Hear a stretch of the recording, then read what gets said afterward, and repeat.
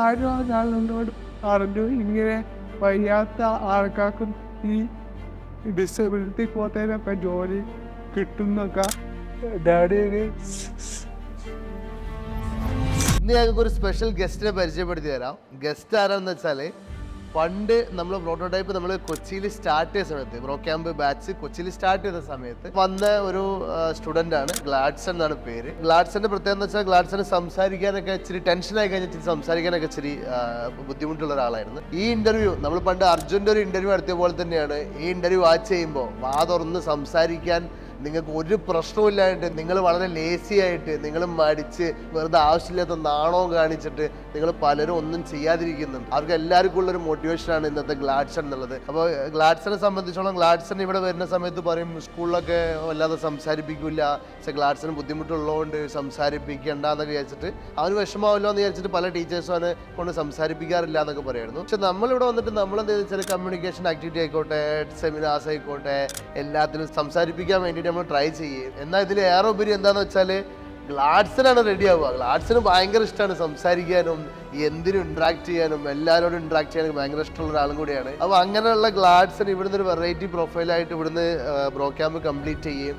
നല്ലൊരു പാക്കേജിൽ salary exact വെളിപ്പെടുത്താൻ പറ്റില്ല. അത് കഴിഞ്ഞപ്പോൾ ഒരു 2-2.5 വർഷത്തോളമായി നല്ല പാക്കേജിൽ പോയിക്കൊണ്ടിരിക്കുന്ന ഗ്ലാഡ്സൺ നിങ്ങൾക്കൊന്ന് പരിചയപ്പെടുത്തി തരണമെന്ന് എനിക്ക് തോന്നി. എന്താണെന്ന് വെച്ചാൽ പലരും കമ്മ്യൂണിക്കേറ്റ് ചെയ്യാൻ പേടിക്കുകയാണ്. അതായത് ഇംഗ്ലീഷ് പറയാൻ പേടി, അല്ലെങ്കിൽ അങ്ങനെ സംസാരിക്കാൻ പേടി എന്നൊക്കെ പറഞ്ഞ് പലരും പല എക്സ്ക്യൂസ് പറയുന്ന ആൾക്കാരുണ്ട്. അപ്പോൾ അവർ ശരിക്കും ഗ്ലാഡ്സനെ കാണണം. ഗ്ലാഡ്സനെ എത്രത്തോളം റിസ്ക് എടുത്തിട്ടാണ് ഗ്ലാഡ്സൺ സംസാരിക്കുന്നത്, ഗ്ലാഡ്സൻ്റെ ഒരു രീതി, ഗ്ലാഡ്സൺ അതിൻ്റെ ഇടയിലൂടെ എങ്ങനെ ടെക്ക് ബിൽഡ് ചെയ്തത്, ഈ കാര്യങ്ങളൊക്കെ നിങ്ങൾ കണ്ട് മനസ്സിലാക്കണം. സോ നമുക്ക് ഗ്ലാഡ്സനെ പരിചയപ്പെടാം. Gladson, welcome to prototype. Hello. കുറെ കാലങ്ങൾക്ക് ശേഷം നമ്മൾ കാണുന്നത് 2.5 വർഷമായില്ലേ? 2.5 വർഷമായി. എങ്ങനെയുണ്ട് ട്രിവാൻഡ്രത്തെ ലൈഫ്? ട്രിവാൻഡ്രത്തെ ലൈഫ് പൊളിയാണ്. ഇപ്പൊ 24 വയസ്സല്ലേ? എങ്ങനെയുണ്ട്? കല്യാണമൊക്കെ നോക്കി തുടങ്ങി വീട്ടില്? കല്യാണം കഴിക്കാനുള്ള പ്രായമൊന്നും ആയിട്ടില്ലല്ലോ. അപ്പൊ എങ്ങനെയുണ്ട് അവിടുത്തെ വർക്ക് എല്ലാം ട്രിവാൻഡ്രത്തെ കമ്പനിയിൽ? അവർക്ക് നല്ല വർക്കാണ്. നല്ലൊരു കമ്പനിയിലാണ് ആയത്. ഓക്കെ. എക്സ്പീരിയൻ ടെക്നോളജീസ് അല്ലേ? ഓക്കെ.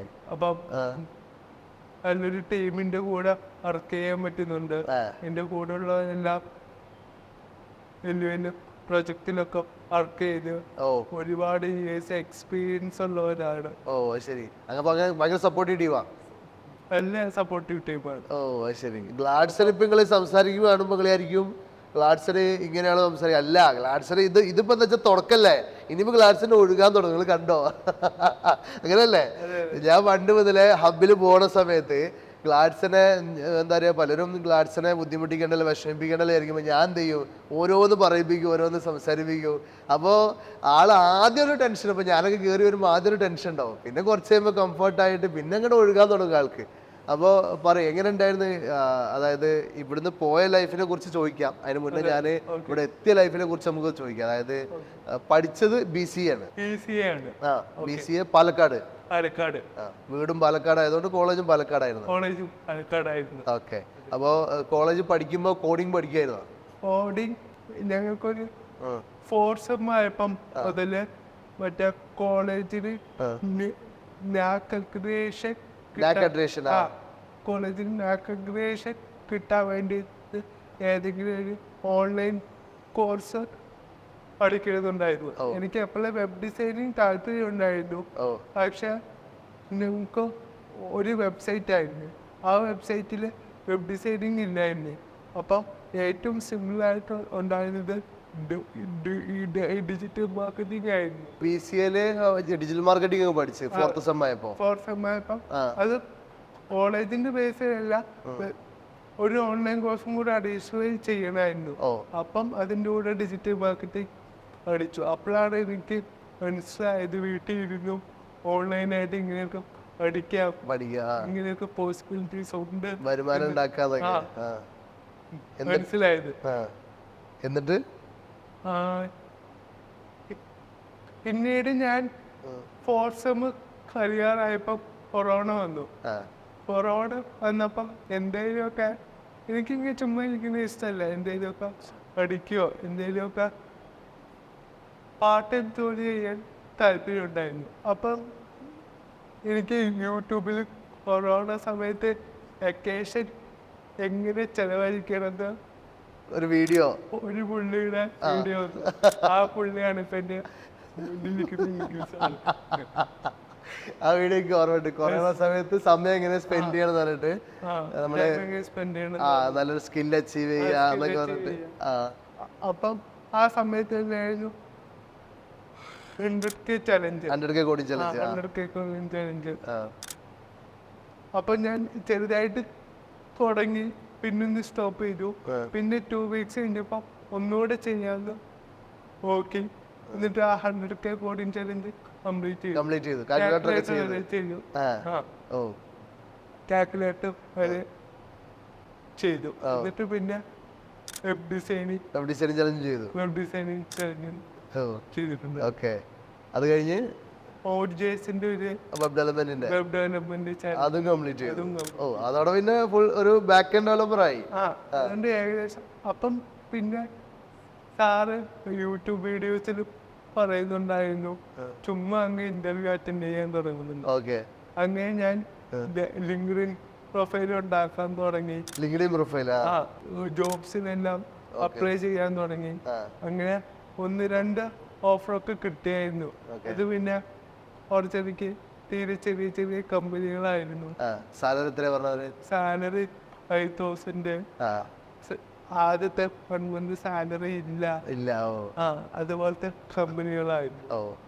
കുറച്ച് കഴിഞ്ഞ് അപ്പോഴും ലിങ്ക്ഡിനിൽ ഇങ്ങോട്ടും അപ്രോച്ച് ചെയ്തിട്ടുണ്ടായിരുന്നു. അപ്പോഴാണ് ശരിക്കും ഞാൻ എത്തിപ്പോയ ജോലി നമുക്ക് ഇങ്ങോട്ട് കിട്ടും. അപ്പൊ ശരിക്കും BCA പഠിച്ചോണ്ടിരിക്കുക. പക്ഷെ അപ്പൊ BCA പ്രൊജക്ട് ഒക്കെ സ്വന്തമായിട്ട് ചെയ്താ? അതെ, സാറും ആ സമയത്ത് യൂട്യൂബ് വീഡിയോസിലൊക്കെ പറയായിരുന്നു പ്രൊജക്ട് ഒക്കെ ഒറ്റയ്ക്ക് ചെയ്യണമെന്ന്. എനിക്ക് അപ്പോഴും ഒരു ഫുള്ളൊരു ഐഡിയ കിട്ടിയില്ല. അതാണ് പിന്നെ ഞാൻ പ്രോട്ടോടൈപ്പ് പക്ഷെ അന്നത്തെ പേര് ക്രോസ് റോഡ്സ് ആയിരുന്നു അല്ലേ? അത് നമ്മളെ പഴയ പേര് ക്രോസ് റോഡ്സിലായിരുന്നു. അങ്ങനെ അത് കഴിഞ്ഞ് കോളേജ് കഴിഞ്ഞ ശേഷമാണ് ഇങ്ങോട്ട് വരുന്നത്. കോളേജ് കഴിഞ്ഞു 4 ദിവസം കഴിഞ്ഞപ്പോഴത്തേനും ഇവിടെ എത്തി. അപ്പോ സാധാരണ ഒരാള് BCA കഴിഞ്ഞ് MCA അല്ലേ പോവാ? അതെ. വാട്സാപ്പ് എന്തുകൊണ്ടാണ് BCA കഴിഞ്ഞ് നേരെ ബ്രോക്കാമിലോട്ട് എത്തിയത്? ഞാൻ MCAയുടെ എൻട്രൻസ് എക്സാമിനൊക്കെ അപ്ലൈ ചെയ്തിട്ടു.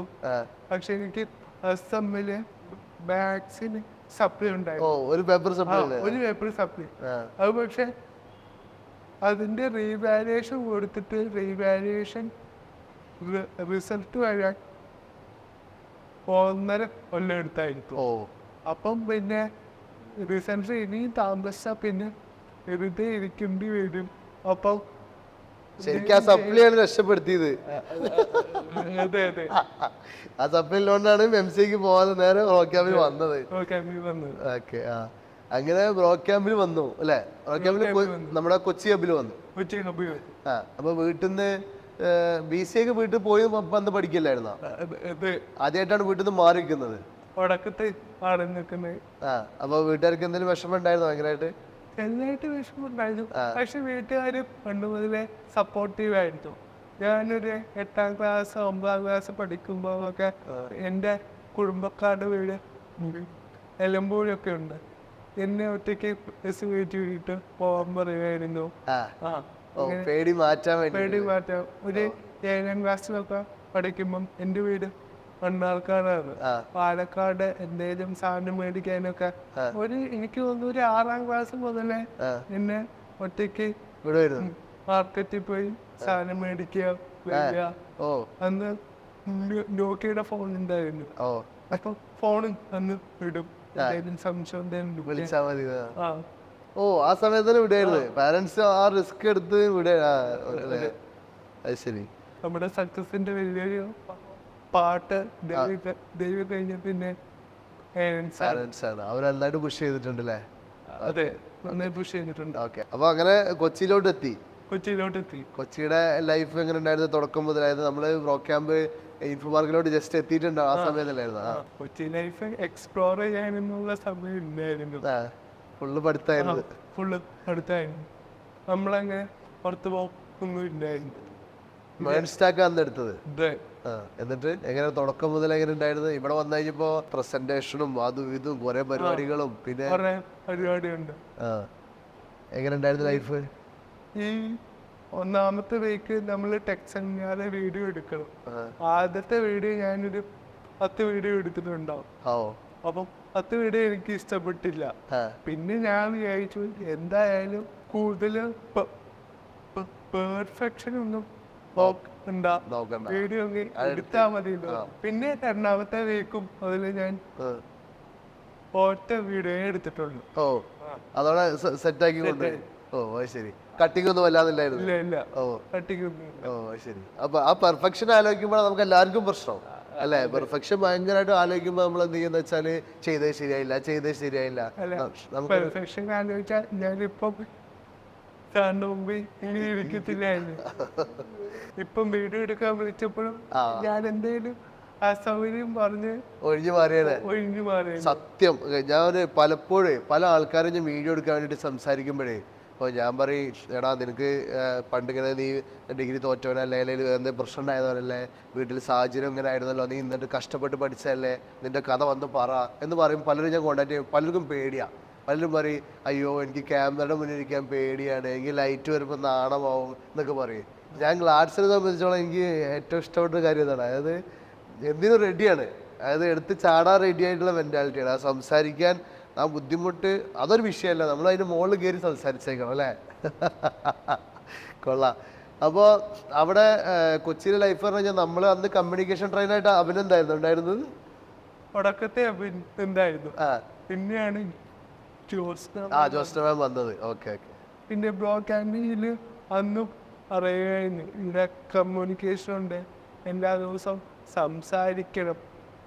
ഞാനിപ്പം വേറെ കുറെ ഇൻസ്റ്റിറ്റ്യൂഷൻ നോക്കിയിട്ടുണ്ടായിരുന്നു. മെയിൻ സ്റ്റാക്കിന്റെ തന്നെ വേറെയും കോഴ്സ് നമ്മുടെ നാട്ടിൽ അവൈലബിൾ ആണ്. അപ്പം ടീച്ചർ ഒന്ന് പറയും, നമ്മൾ അതുപോലെ ചെയ്യും. പിന്നെ അവസാനം ആകുമ്പം ഏതെങ്കിലും ഒരു കമ്പനിയിൽ ഞാൻ പിന്നെ അവിടുത്തെ ഓരോ അലുമിനീസിനെയും കോണ്ടാക്ട് ചെയ്തു. ഞാൻ 2-3 ഇൻസ്റ്റിറ്റ്യൂഷൻ നോക്കി വെച്ചിട്ടുണ്ടായിരുന്നു. അവിടെ എല്ലാവരുടെ അലുമിനീസിനെയും ഞാൻ കോണ്ടാക്ട് ചെയ്തു. മിക്കവാറും ഇവര് ഇൻസ്റ്റാഗ്രാം പോസ്റ്റ് ഇടും. ആ ഇൻസ്റ്റാഗ്രാമിലെ പേര് നോക്കിയിട്ട് ഞാൻ അവർക്ക് മെസ്സേജ് അയച്ച് ചോദിക്കും. ചിലരെ വിളിച്ചു ചോദിക്കും. അപ്പം അവര് കയറിയ സാലറി ഒക്കെ നല്ല ചെറിയ സാലറിയിൽ ഇന്ത്യൻ ഒക്കെ ആയിട്ടാണ് ഈ 6 മാസം കഴിഞ്ഞിട്ടും പല കമ്പനി കയറുന്നത്.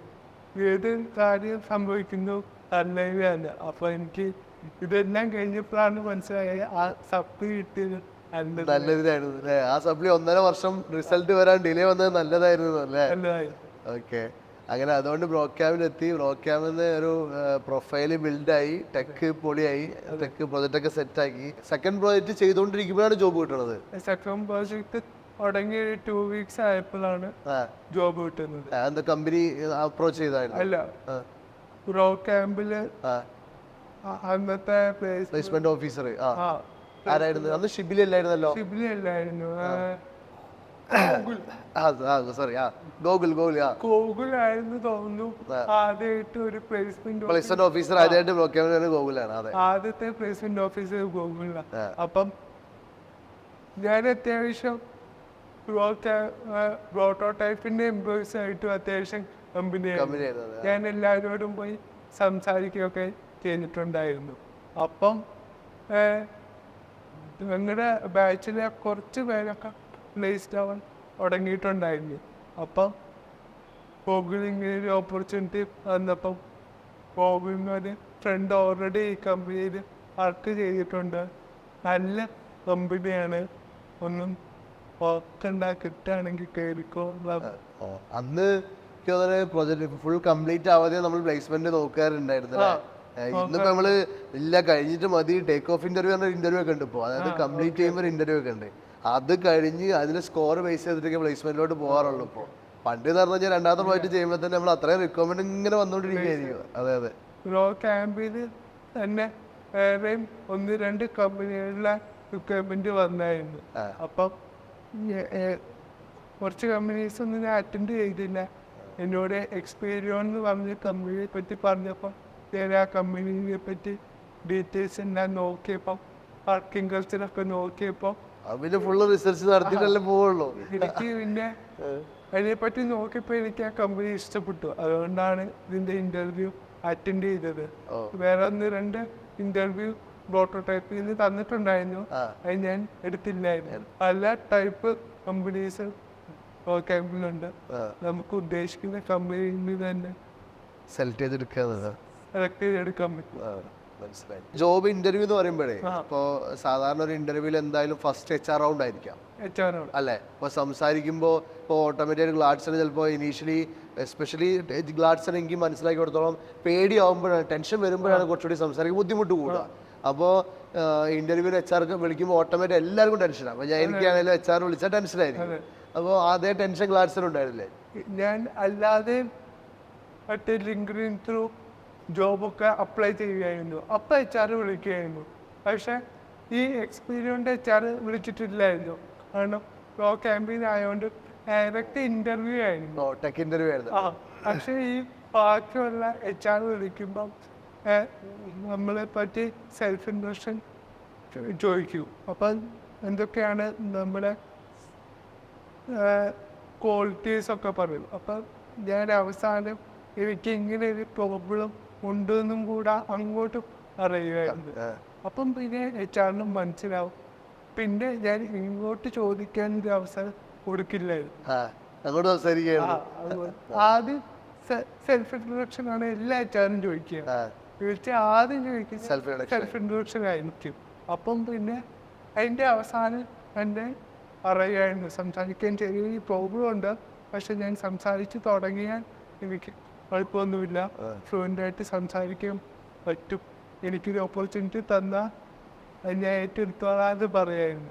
അപ്പം പിന്നെ ഇൻ്റർവ്യൂവിലോട്ട് പോകാൻ പറ്റുമായിരുന്നു. എന്നെ ഈ കാരണം കൊണ്ട് ഒരു കമ്പനിയും റിജക്റ്റ് ചെയ്തിട്ടില്ല എന്നാണ്. ചിലപ്പോൾ ആ ഒരു വീക്ക്നെസ് ഉണ്ടായിട്ട് പോലും ക്ലാസ് എടുക്കുന്ന ആ ഒരു എഫേർട്ടും അല്ലെങ്കിൽ ആ ക്ലാസ് കാണിക്കുന്ന ധൈര്യം ഉണ്ടല്ലോ, ചിലപ്പോൾ അത് കണ്ടിട്ടായിരിക്കും ചിലപ്പോൾ പലരും എന്ത് ചെയ്യണത്, ആ ഒരു ഇഷ്ടം കൂടുന്നത് ചിലപ്പോൾ ക്ലാസിനോട് അതായിരിക്കാം. അപ്പോൾ അങ്ങനെ ടെക് ഇന്റർവ്യൂ ഫസ്റ്റ് റൗണ്ടിന് പാസ്സായി. ഇപ്പം വർക്ക് ചെയ്ത കമ്പനിയുടെ അതെ പാസ്സായി. 3 ഇന്റർവ്യൂ ഉണ്ടായിരുന്നു. 3 ഇന്റർവ്യൂ ഉണ്ട്. അത് കഴിഞ്ഞോടെ സെലക്ട് ആയി. ചോദിച്ച പാക്കേജിന് ഒരു തന്ന്, അതോ അവര് ഓഫർ ചെയ്യായിരുന്നോ? ഗ്ലാഡ്സൺ എന്തെങ്കിലും പാക്കേജ് ചോദിച്ചിട്ടാണ് തന്നത്? അവർ ഓഫർ ചെയ്യുന്നു. അതിൽ ഹാപ്പി ആയിരുന്നു. പോയ സമയത്ത് കമ്പനിയിലുള്ളൊരു ഇതെങ്ങനെയായിരുന്നു? അതായത് ഓട്ടോമാറ്റിക് ആയിട്ട് ഇപ്പൊ മീറ്റിംഗില് എല്ലാവരും ഇന്ററാക്ട് ചെയ്യണം എപ്പോഴും. അപ്പോ അതില് ഡിഫിക്കൽട്ടീസ് ഫീൽ ചെയ്തിട്ടുണ്ടോ? പണ്ട് ഞാൻ എന്നോടും ഞാൻ കൊമേഴ്സ് ആയിരുന്നു. അപ്പൊ എന്നോട് എല്ലാവരും ചോദിക്കുകയായിരുന്നു എന്തുകൊണ്ടാണ് BCom പഠിക്കാതെ BC എടുത്തതെന്ന്. അപ്പം ഞാൻ പറഞ്ഞു കൂടുതലൊന്നും സംസാരിക്കണ്ടല്ലോ, IT ഫീൽഡ് അല്ലേന്ന്.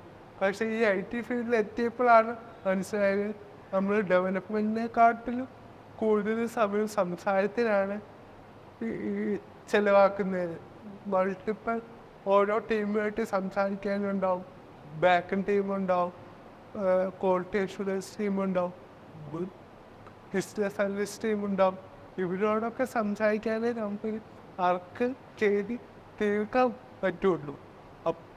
അപ്പോഴാണ് മനസ്സിലായത് ചില ദിവസം മിക്കവാറും 3-4 മണിക്കൂറൊക്കെ മീറ്റിംഗ് ആയിരിക്കും. ഓരോ ടോപ്പിക്കിനെ പറ്റി ഡിസ്കഷനും പ്ലാനിങ്ങും, എന്നിട്ടാണ് നമ്മൾ കോഡിങ്ങിലോട്ട് നടക്കുന്നത്. അപ്പം പിന്നെ കുഴപ്പമില്ലായിരുന്നു.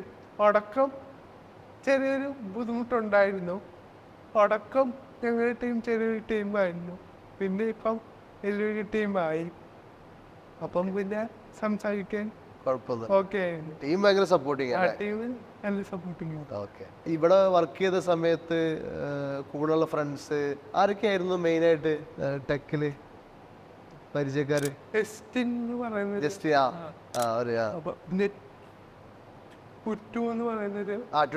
നമ്മളെ 10LP പൈത്തൺ. പിന്നെ പറയുന്നിട്ട് കുറച്ച് പേരുണ്ടായിരുന്നു. അയ്യോ. അങ്ങനെ കുറച്ച് പേരുണ്ടായിരുന്നു. പിന്നെ വേറെ കാര്യം ചോദിക്കാനുള്ള വെച്ചാൽ ഇപ്പൊ ചെറുപ്പത്തിൽ ഇപ്പൊ ഇങ്ങനെ ഒരു വീക്ക്നെസ് നമുക്ക് ഉണ്ടാവുമ്പോഴേ നമ്മൾ പലയിടത്തും ബാക്കിലോട്ട് നിൽക്കുമല്ലോ, അല്ലെങ്കിൽ ഏതൊരു പ്രായത്തിൽ അത്രയും ധൈര്യം വന്ന് മോട്ടിവേഷനിലോട്ട് വന്നത്, അതായത് എല്ലാവർക്കും ഒരു സിറ്റുവേഷൻ ഉണ്ടാവും. ഒരു സമയം വരെ നമുക്കുള്ള വീക്ക്നെസ് കൊണ്ട് നമ്മൾ പിന്നിലോട്ട് വലിച്ചുകൊണ്ടിരിക്കും കുറേ സിറ്റുവേഷൻസിൽ അല്ലേ. ഒരു സമയം വരുമ്പോൾ നമുക്ക് മനസ്സിലാവും ഇല്ല അങ്ങനെ ഇരുന്നൊരു കാര്യമില്ല, നമ്മളിപ്പോൾ ഒരുതേ പറ്റുള്ളൂ അല്ലേ, ആ ഒരു മുകളിലോട്ട് വരും. ഇപ്പോൾ വീക്ക്നെസ് ഡേയ്സിൽ എനിക്കും കുറച്ച് വീക്ക്നെസ്സുകളൊക്കെ ഉണ്ടായിരുന്നു. അപ്പോൾ എനിക്ക് അതുകൊണ്ട് തന്നെ നന്നായിട്ട് അറിയാം. അപ്പോൾ നമുക്ക് സൊസൈറ്റീനെ ഫേസ് ചെയ്യാൻ ഭയങ്കര ബുദ്ധിമുട്ടായിരിക്കും നമുക്ക് അല്ലേ, ഭയങ്കര ഒരു എന്താ പറയുക, ഭയങ്കര ഡിഫിക്കൽട്ടി ആയിരിക്കും ഒരു മുന്നോട്ട് കടന്നു വരാൻ ഭയങ്കര മടിയായിരിക്കും. അപ്പോൾ അങ്ങനെ ഒരു സിറ്റുവേഷൻ ഉണ്ട്, അതായത് ഭയങ്കര പിന്നിലോട്ട് വലിച്ചതും പിന്നെ എടുത്ത് ചാടി മുന്നോട്ട് വന്നതുമായിട്ടുള്ള സിറ്റുവേഷൻ. എനിക്ക് ഓർമ്മയില്ല ആരെ എന്താന്നൊക്കെ, പക്ഷെ ആരോ ഞാൻ എന്നോട് പറഞ്ഞു ഇങ്ങനെ വയ്യാത്ത ആൾക്കാർക്കും ഈ ഡിസബിലിറ്റി പോത്തതിനൊക്കെ ജോലി കിട്ടുന്നൊക്കെ ആരോ എപ്പോഴോ എന്തോ പറഞ്ഞ പോലെ എൻ്റെ ഓർമ്മയിൽ എൻ്റെ മനസ്സിൽ ഇപ്പോഴും ഉണ്ട്. പക്ഷെ അപ്പം എനിക്കൊരു വാശം ഉണ്ടായിരുന്നു, എനിക്ക് അങ്ങനത്തെ ഒരു സർട്ടിഫിക്കറ്റും ഉണ്ടാക്കണ്ട, ഒന്നും വേണ്ട, എനിക്കല്ലാതെ തന്നെ ജോലി കിട്ടണം, അത് വെച്ചിട്ട് എനിക്ക് കോളേജ് അഡ്മിഷൻ ഒന്നും വേണ്ട, എനിക്ക് അല്ലാതെ തന്നെ എല്ലാം കിട്ടണം എന്നുള്ളൊരു ആശയമുണ്ടായിരുന്നു. അപ്പോൾ അങ്ങനെ അത് കഴിഞ്ഞ് സെറ്റായി, ഇപ്പൊ നല്ലൊരു ജോലിയായി. ഇനി എന്താ ഫ്യൂച്ചർ പ്ലാൻ എന്താ? ഇനി ഒരു ഓൺട്രപ്രണർ ആവാൻ ചെറിയൊരു ആഗ്രഹം ഉണ്ടാ? ഒരു ഓൺട്രപ്രണർ ആവാനുള്ള ചെറിയൊരു ആഗ്രഹം ഉള്ളിൽ കിടപ്പുണ്ടാ? ഇല്ല, അത് ഞാൻ ചില പരിപാടികളൊക്കെ പണ്ടും നോക്കിയിട്ടുണ്ട് സ്കൂളിൽ പഠിക്കുമ്പോ ഒക്കെ ഇങ്ങനെ. അപ്പൊ ചെറുതായിട്ട് ഒന്ന് ഫ്ലൈ ഔട്ട് ചെയ്യണമെന്ന് താല്പര്യമുണ്ട്. അപ്പം എപ്പോഴെങ്കിലും ഒന്ന് ഫ്ലൈ ഔട്ട് ചെയ്യും ഫ്യൂച്ചറിൽ കുറച്ച് കഴിഞ്ഞിട്ട്. ഇപ്പൊ എന്തായാലും നല്ല പ്രൊഫൈൽ ബിൽഡ് ചെയ്തോണ്ടിരിക്കുകയാണ്, നല്ലൊരു സ്കില്ല് സെറ്റായി നല്ലൊരു പ്രൊഫൈൽ ആയിക്കൊണ്ടിരിക്കുകയാണ്. അവിടെ കൂടുതൽ ഫ്രണ്ട് എൻഡിൽ റിയാക്റ്റിലാണ് വർക്ക് ചെയ്യണത്.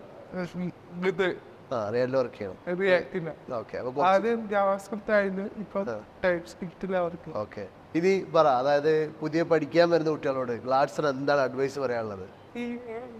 എനിക്ക് മെയിനായിട്ട് പറയാനുള്ളത്, നമ്മളിപ്പം ഡെവലപ്മെന്റ് ആണ് നോക്കുന്നുണ്ടെങ്കിൽ നമ്മൾ ഈ കോറായിട്ടുള്ള കോൺസെപ്റ്റ്സ് നന്നായിട്ട് പഠിക്കണം. കോർ കോൺസെപ്റ്റ് ആണ് എല്ലാത്തിൻ്റെയും. വീഡിയോ കാണുന്നത് മാത്രമല്ല വായിച്ചു കൂടുതൽ പഠിക്കുക. കോൺസെപ്റ്റ് ഇപ്പം OS ലെവല്, ഈ ജാവയുടെ പറയുകയാണെങ്കിൽ അബ്സ്ട്രാക്ഷൻ, എൻക്യാപ്സുലേഷൻ, OSലൊക്കെ കുറേ കോൺസെപ്റ്റ് ഉണ്ടല്ലോ, അതൊക്കെ നമുക്ക് പല സമയത്തും ആവശ്യം ഇരുന്നതാണ്. പിന്നെ ഒരു സ്പ്രിൻ്റ് എങ്ങനെയാണ് വർക്ക് ചെയ്യുന്നത്, ഒരു ഡെവലപ്മെൻറ്റ് പ്രോസസ്സ് എങ്ങനെയാണ് വർക്ക് ചെയ്യുന്നത്, ഒരു IT കമ്പനി എങ്ങനെയാണ് വർക്ക് ചെയ്യുന്നത്, ഈ day in life of a software എഞ്ചിനീയറിനൊക്കെ വീഡിയോ ഉണ്ടാവും. അങ്ങനത്തെ വീഡിയോസൊക്കെ കാണണം. എന്താണ് കുറേ യൂട്യൂബ് വീഡിയോസ് ഉണ്ട്, എന്താണ് കൃത്യമായിട്ട് ഒരു IT കമ്പനിയിൽ എങ്ങനെയാണ് ഡെവലപ്മെൻറ്റ് നടക്കുന്നതെന്ന്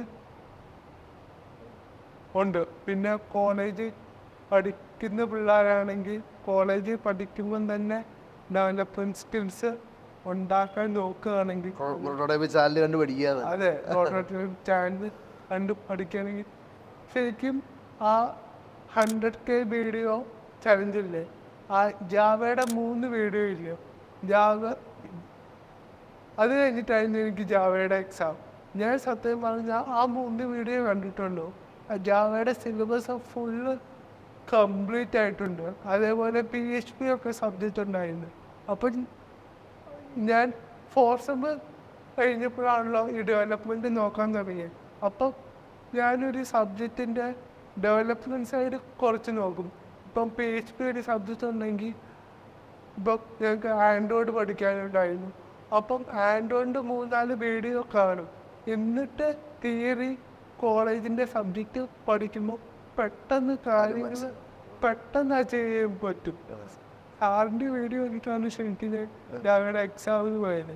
ആ 3 വീഡിയോയിൽ ആ ജാവ ആ 5th സെമ്മിലെ എല്ലാ ടോപ്പിക്കും ആ 3 വീഡിയോയിൽ കവേർഡാണ്.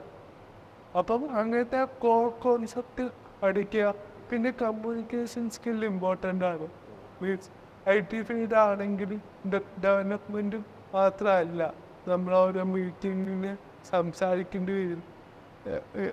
വേരിയസ് കൈൻഡ് ഓഫ് മീറ്റിംഗ് ഉണ്ടാവും. അതിലൊക്കെ നമ്മുടെ അപ്രോച്ച് എക്സ്പ്രസ് ചെയ്യേണ്ടി വരും. പുതിയ ഫീച്ചേഴ്സിനെ പറ്റി എന്താണ് ഡെവലപ്പ് ചെയ്യേണ്ടതെന്നുള്ള മീറ്റിംഗ് ഉണ്ടാവും. റൂമിംഗ് മീറ്റിംഗ് എന്ന് പറയും.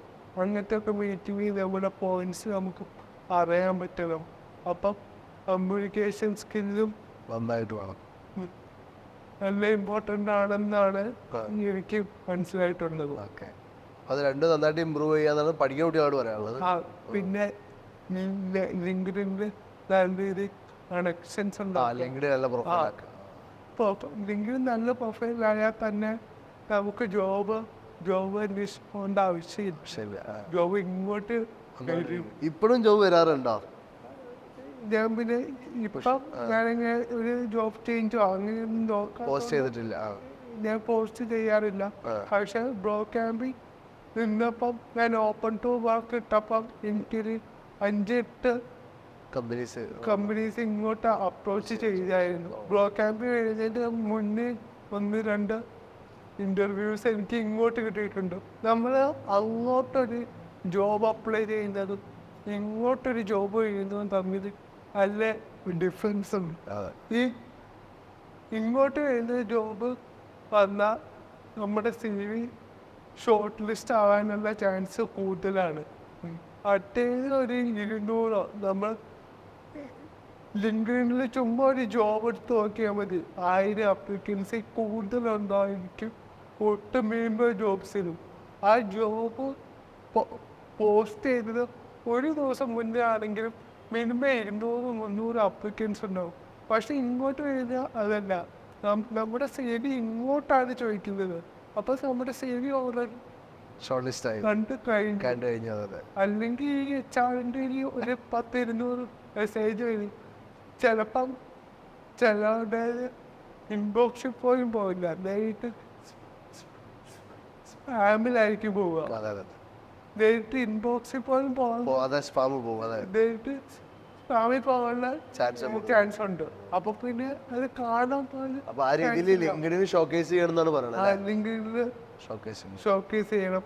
പിന്നെ ഓരോ കമ്പനി സെലക്ട് ചെയ്യുമ്പം നല്ല രീതിയിൽ പഠിക്കണം. കമ്പനി മാത്രമല്ല, നമ്മൾ കരിയറിൽ എന്ത് ഡിസിഷൻ എടുക്കുമ്പോൾ നല്ല രീതി പഠിക്കണം. അത് ക്ലാസ് നന്നായിട്ട് പഠിക്കേണ്ടത് മനസ്സിലായി. ബ്രോ ക്യാമ്പിന് വരുന്നതിന് മുന്നേ 2-3 ഇൻസ്റ്റിറ്റ്യൂട്ട് അന്വേഷിച്ച് അവിടുത്തെ അലൂമിനീസിനോട് കോൺടാക്ട് ചെയ്ത്, അതുപോലെ തന്നെ ഇപ്പോൾ എക്സ്പീരിയൻസ് കമ്പനി പോകുന്നതിന് മുന്നേ കമ്പനീനെ കുറിച്ച് അന്വേഷിച്ച് അവിടെ വർക്ക് ചെയ്തതോട് മിക്കവാറും അന്വേഷിച്ചിട്ടുണ്ടാവും.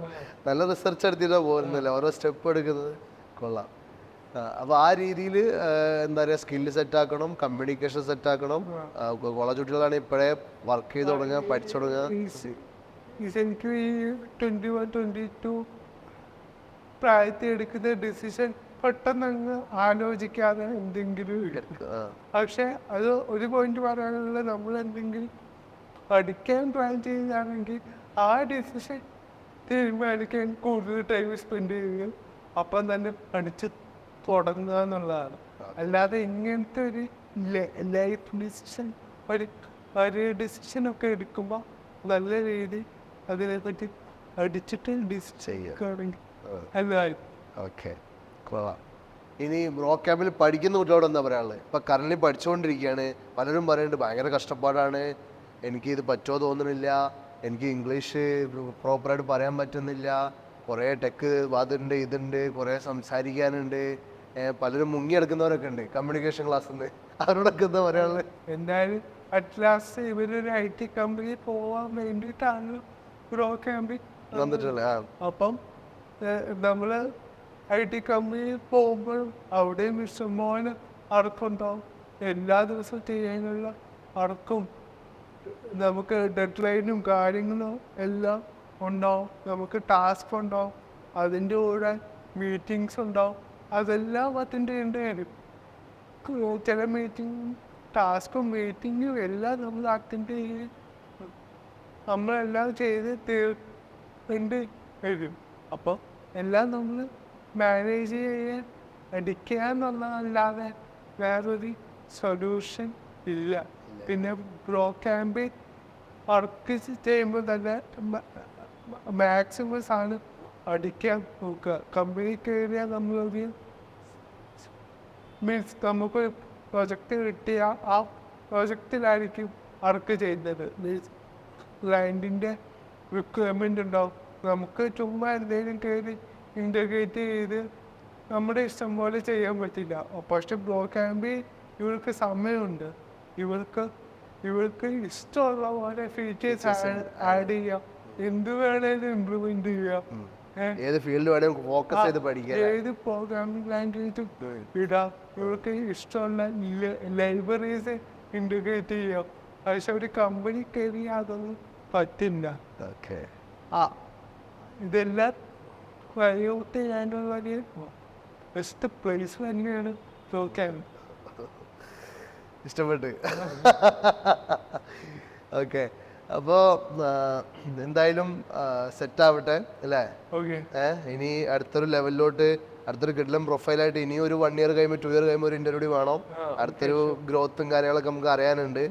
അതിന് പുറമെ നാളെ ഫ്യൂച്ചറിൽ ഞാൻ നേരത്തെ പറഞ്ഞ ഒരു ഓൺട്രപ്രണറായി, ഒരു മൾട്ടി മില്യണറായി, ഒരു ബില്യണറായിട്ട് തിരിച്ചു വരുമ്പോൾ അതും വലിയൊരു ഇന്റർവ്യൂ ആയിട്ട് നമുക്ക് ഹോസ്റ്റ് ചെയ്യണം അല്ലേ?